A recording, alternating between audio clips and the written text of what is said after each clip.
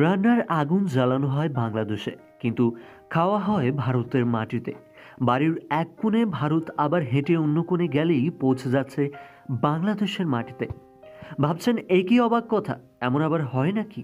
হ্যাঁ, ভারতের পশ্চিমবঙ্গের উত্তর 24 পরগনা জেলার বাগদা ব্লকের বয়রা গ্রামের এক বাসিন্দা রেজাউল মণ্ডল। স্বাধীনতার দীর্ঘ বছর পরেও রেজাউল মণ্ডল দুই দেশেরই বাসিন্দা। তিনি ভারতের কাছে বাগদা ব্লকের বয়রা গ্রামের বাসিন্দা, পাশাপাশি বাংলাদেশে পরিচিত যশোর জেলার চৌগাছা গদাধরপুরেরও বাসিন্দা তিনি।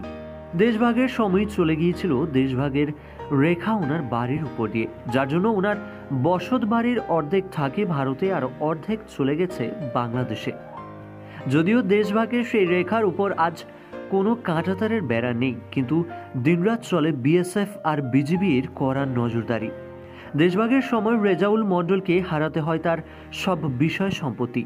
বর্তমানে তিনি 16 বিঘে জমির মালিকাধীন, যা 7 বিঘে বাংলাদেশে আর 9 বিঘে ভারতে।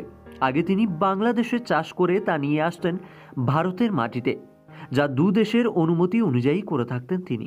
কিন্তু আজকের নিয়মে বাংলাদেশের ফসল বিক্রি করতে হবে বাংলাদেশের মাটিতেই। সঙ্গে মণ্ডলকে করদান করতে হচ্ছে দু দেশেই।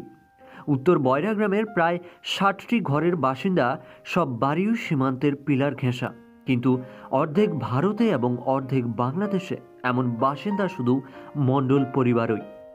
তুহিন চক্রবর্তীর report, Indo Bangla Times business.